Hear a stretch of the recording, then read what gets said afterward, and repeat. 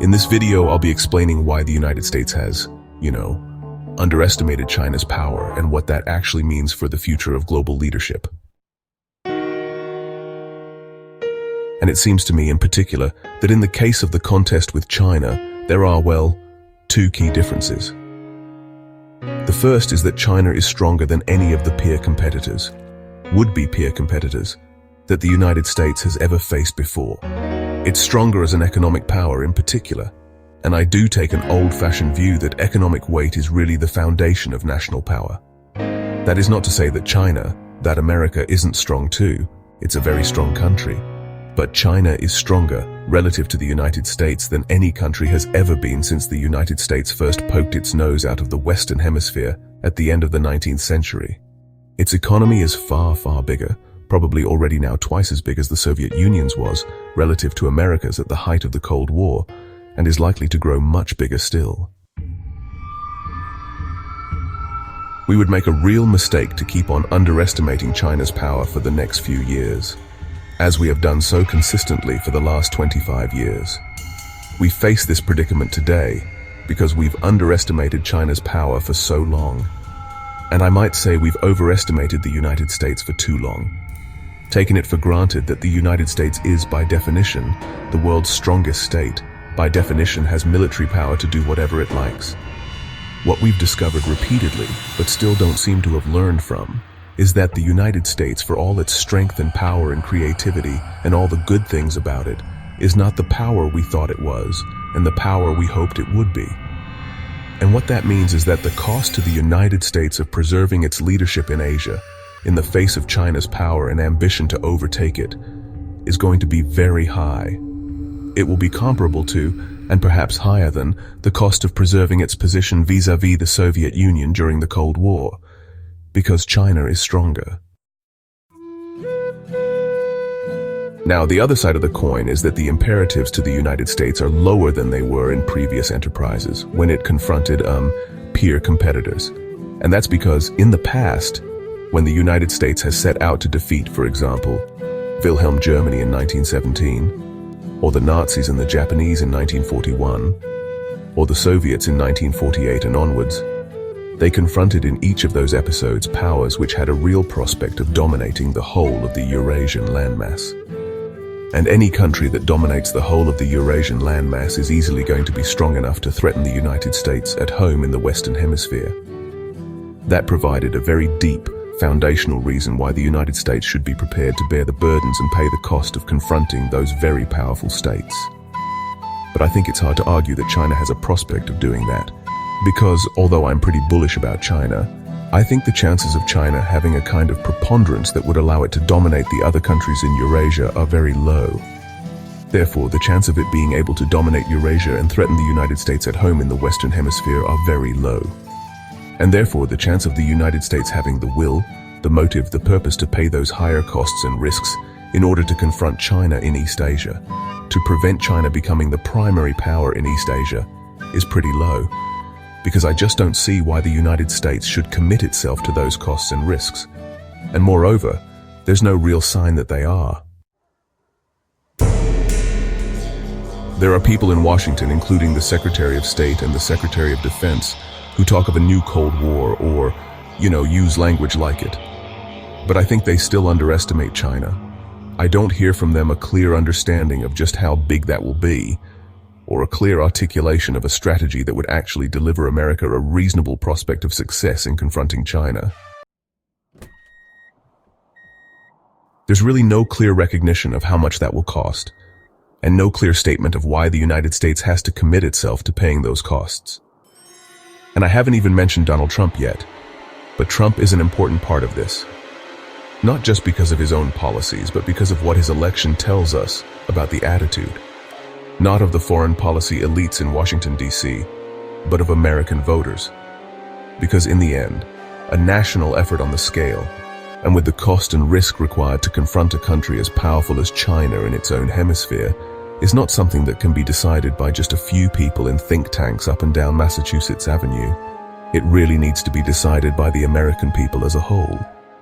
And what you see from the election of Donald Trump, what you see from the willingness of the Republican establishment to go along with him, and what you see on the Democrat side of politics, as the Democrats try to redefine themselves in the Trump era, is very little commitment, if any, to preserving the US leadership role upon which this whole model of American engagement in Asia depends. In the light of all this, Australians have to ask themselves, how confident can we be that America today, and in the decades to come, will commit to the costs and risks of containing China? And what if I'm wrong? How sure can we be that they will succeed if they do decide to commit? Because if I'm wrong, if America really is committed, then what we'll see is escalating strategic rivalry, further steps up the trend, the very sharply rising trend that we've seen in the last few months and years. Now, everyone in Washington and everyone in Australia, I guess, would hope that, in the face of that, China would simply back off. But I think that underestimates China again. The balance of resolve favors China for the simple geographical reason that the contest we're talking about is one in East Asia. If the contest was in the Western Hemisphere, I wouldn't give China a chance. But in China's backyard, where the balance of resolve is so strongly shaped by geography, I think the chances of China backing off before America does are very low. That means if America sticks to the commitment, the chance of war goes up. It's quite high in this scenario over an issue like Taiwan. In a sense, it doesn't really matter what the issue that starts it is. What's important is that the US and China will find themselves fighting a conflict whose essential driver is the question as to which of them is the primary power in Asia. A very old-fashioned conception of a hegemonic war. If that happens, America will not win easily. In fact, I think the chances are America will not win at all. It won't lose, in a sense. The PLA is not going to march down Constitution Avenue in the United States, but it will not win. And in failing to win, in failing to resolve, the old order in Asia will be destroyed anyway. Moreover, the chance of that conflict escalating to a nuclear conflict is quite high, and the chance of that becoming a full-scale nuclear exchange is, quite high. So if I'm wrong, if America is committed, that leads Asia and Australia directly to what looks to me like a very serious catastrophe. In neither case, whether America's committed or it isn't, are Australia's security interests served by supporting and encouraging current US policy. So will we anyway? I've just explained what we should do. What will we do? I don't know, actually. It's very easy for us to keep trying to slide along as we're doing at the moment, without making a choice on this, being actually systemically duplicitous. Telling the United States that we are supporting them, and telling the Chinese that we're not. That is Australia's policy today. I think whether we can resolve that, whether we can come out and actually say, no, we're not going to go down this path the United States is talking about following, is going to be hard. It's easy to say we have no choice, as people keep on saying. That's simply wrong. We do have a choice. We do have a choice. We haven't yet made that choice yet. But what is notable to me is that Australian governments so far, including the present government, have so far failed to endorse the American designation of China as a strategic rival. They haven't done so yet.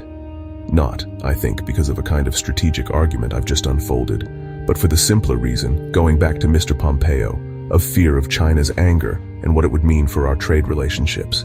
But I think what that shows is we're still hoping to muddle through, and I think this is true of both sides of politics.